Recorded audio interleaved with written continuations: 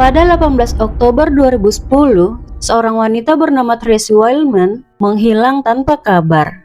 Dia tidak masuk kerja dan ponselnya tidak bisa dihubungi. Bagi orang yang mengenalnya, hal ini sangat tidak biasa untuk wanita serajin Tracy. Karena khawatir rekan kerjanya menghubungi pemilik rumah tempat Tracy tinggal. Dan ketika pintu rumah itu akhirnya dibuka, sebuah kejadian mengerikan pun terungkap.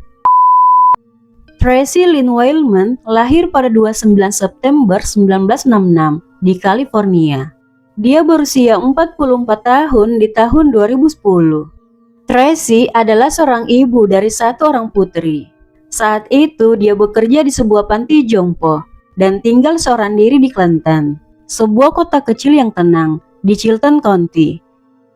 Pada tahun 2010, Tracy sedang berusaha membangun kembali hidupnya setelah bercerai dari suami keduanya. Dia dikenal sebagai sosok ibu yang pekerja keras, penuh kasih dan baik hati. Meski tidak tinggal bersama putrinya saat itu, Tracy berusaha menabung agar suatu hari bisa mengunjungi sang putri. Menurut keluarganya, pada saat itu Tracy merasa bahagia dan hidupnya mulai kembali stabil. Di Chilton County, Tracy tidak sepenuhnya sendiri. Dia memiliki sepupu bernama Tonya Van Dyke yang juga bekerja di panti jompo yang sama. Bahkan Tonya lah yang membantu Tracy mendapatkan pekerjaan tersebut. Setelah dihubungi oleh rekan kerja Tracy, pemilik rumah segera menuju ke rumah Tracy. Dia mengetuk pintu beberapa kali, namun tidak ada jawaban. Karena dia juga merasa khawatir, dia akhirnya menggunakan kunci cadangan untuk membuka pintu. Di saat pintu terbuka, dia memanggil nama Tracy, tapi tetap tidak ada jawaban. Pemilik rumah kemudian berjalan menuju kamar tidur Tracy, dan ketika sampai di sana, dia sangat terkejut karena dia melihat Tracy tergeletak di lantai kamar tanpa busana dengan cairan merah di sekitar kepalanya. Menyadari bahwa Tracy telah tiada, pemilik rumah segera menghubungi polisi. Setelah tiba, polisi segera mengamankan TKP dan melakukan pemeriksaan. Dari kondisi tubuhnya, polisi langsung yakin kalau ini adalah pembunuhan. Tracy mengalami beberapa luka tikaman di punggung. Ada luka pertahanan yang menandakan dia sempat melawan. Ada beberapa luka lain di tubuhnya, serta luka di leher. Selain itu, terdapat tanda-tanda bahwa Tracy mengalami serangan yang brutal. Dan penyebab dia tiada karena kehabisan akibat luka-luka tersebut. Di sekitar tubuh Tracy, polisi juga menemukan sebuah senjata, namun tidak ditemukan luka pada tubuhnya. Sampel DNA dari lokasi kejadian kemudian dikirim ke laboratorium untuk diperiksa, dan hasilnya akan keluar beberapa minggu kemudian. Untuk mencari informasi, polisi mulai mewawancarai keluarga dan rekan kerja Tracy. Siapa tahu ada seseorang yang mereka curigai yang mungkin ingin menyakiti Tracy. Mantan suami Tracy juga ikut diwawancarai polisi, namun mereka memiliki alibi yang kuat. Selain itu, mereka juga tinggal jauh dari tempat tinggal Tracy. Sepupu Tracy juga dimintai keterangan, dan dari sinilah diketahui aktivitas Tracy sebelum dia ditemukan tiada. Menurut Tonya, pada pagi hari tanggal 13 Oktober 2010, dia dan Tracy diantar oleh James, pacar Tonya, ke panti jompo untuk menerima gaji. Setelah itu, mereka bertiga pergi ke bank untuk mencairkannya. Mereka juga sempat mampir ke tempat penjualan mobil bekas, karena Tracy berencana untuk membeli sebuah mobil. Setelah semua urusan selesai, James mengantar Tracy dan Tonya pulang, dan itulah terakhir kalinya mereka melihat Tracy. Mengenai senjata yang ditemukan di sekitar jasad Tracy, diketahui bahwa senjata itu adalah milik James. James mengaku meminjamkan senjata itu kepada Tracy untuk perlindungan diri, karena ada seorang pria yang sering mengganggunya, yang kerap muncul di sekitar rumahnya, hingga membuat Tracy merasa tidak nyaman. Namun ketika polisi berhasil melacak pria itu, dia memiliki alibi yang sangat kuat, dan dia tidak ada kaitannya dengan peristiwa itu. Pada saat itu, polisi belum memiliki petunjuk yang jelas mengenai pelaku. Mereka pun terus menggali informasi dari keluarga dan orang-orang terdekat Tracy. Hingga suatu saat, seorang polisi tidak sengaja melihat ada luka akibat senjata tajam di jari kelingking James. Luka tersebut terlihat masih baru dan cukup dalam. Menurut polisi, luka seperti itu bisa terjadi ketika seseorang memegang pisau dengan gagang yang licin hingga membuat pisau itu tergelincir dan melukai tangan si pemegangnya. Polisi kemudian menanyai James mengenai luka tersebut. James bilang luka itu dia dapatkan di saat sedang mengerjakan sesuatu di sekitar rumahnya.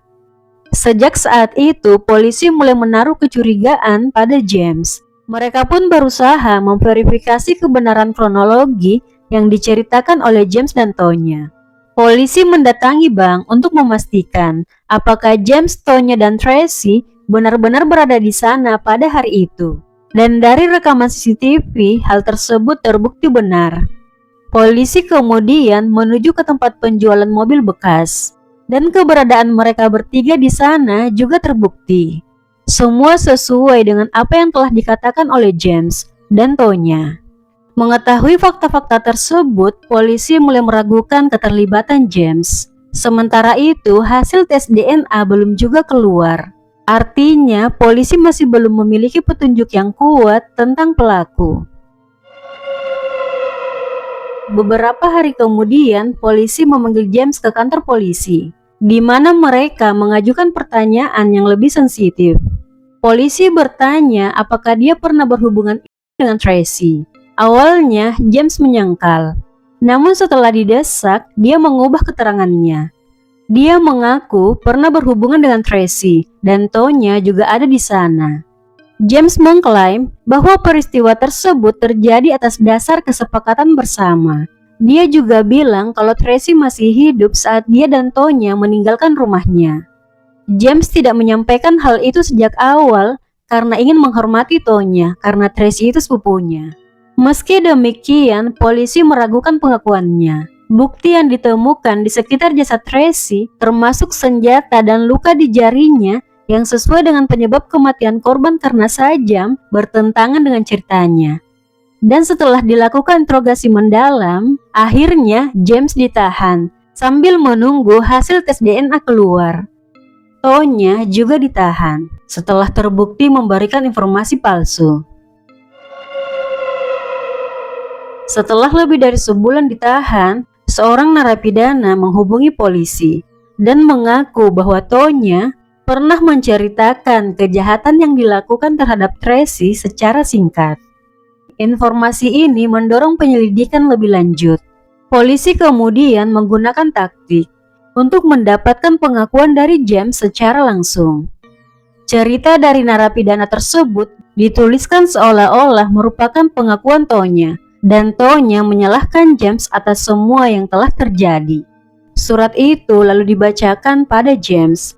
Karena merasa Tonya telah lebih dulu mengakui perbuatan mereka, James akhirnya mengakui keterlibatannya dalam kejahatan tersebut dan menjelaskan dengan detail apa yang terjadi pada hari itu.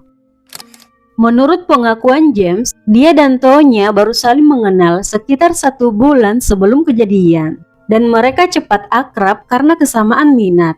Mereka suka menonton acara kriminal. Mereka juga mengkonsumsi zat-zat terlarang.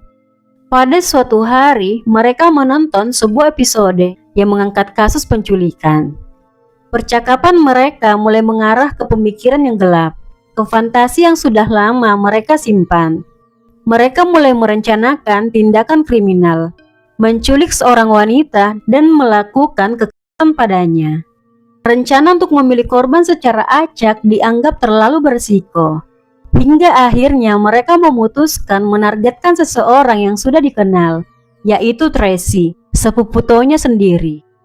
Pada hari kejadian di tanggal 13 Oktober 2010, Tonya dan James mengantar Tracy pulang. Tapi Tracy tidak mengundang mereka masuk ke rumahnya. Namun James beralasan ingin menggunakan kamar mandi. Karena tidak curiga, Tracy mengizinkannya. Di saat James ada di kamar mandi, Tonya berbincang dengan Tracy, tidak jauh dari kamar mandi. Tak lama kemudian, Tonya memberi isyarat yang telah disepakati. Dia menampar Tracy. Setelah itu, James langsung keluar dari kamar mandi dan menyerang Tracy hingga pingsan. Tracy kemudian dibawa ke kamar tidur. Di saat sadar, Tracy diancam oleh Tonya dengan senjata, dan dia dipaksa menuruti keinginan keduanya. Tracy lalu diserang secara dengan brutal. Setelah itu, James mengakhiri Tracy dengan memotong leher dan menikam punggungnya. Sementara Tonya menyaksikan semua yang terjadi. Usai kejadian, mereka membersihkan TKP dan meninggalkan rumah Tracy. Mereka sempat berencana membakar rumah Tracy, namun membatalkan niat tersebut karena melihat tetangga ada di sekitar lokasi.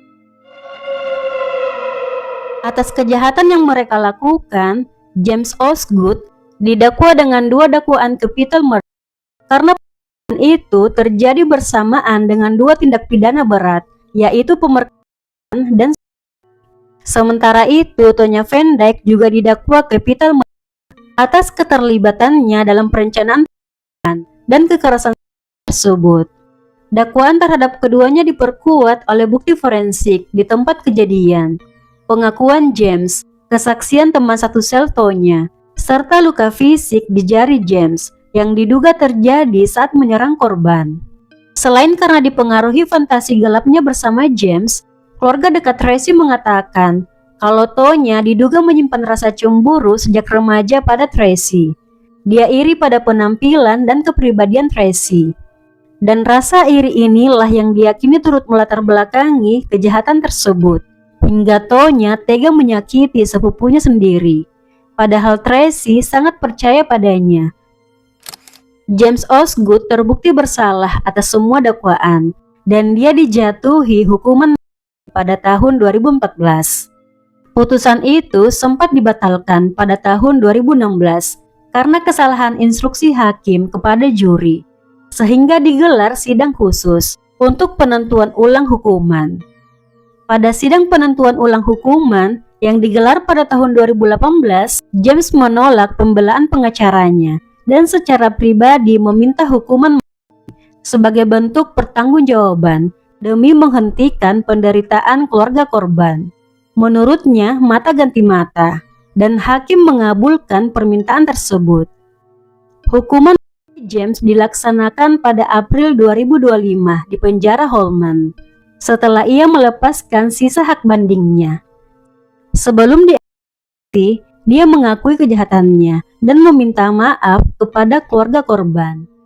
Sementara itu, Tonya Van Dyke juga terbukti bersalah untuk semua dakwaan, dan dia dijatuhi hukuman penjara seumur hidup tanpa kemungkinan pembebasan bersyarat pada tahun 2015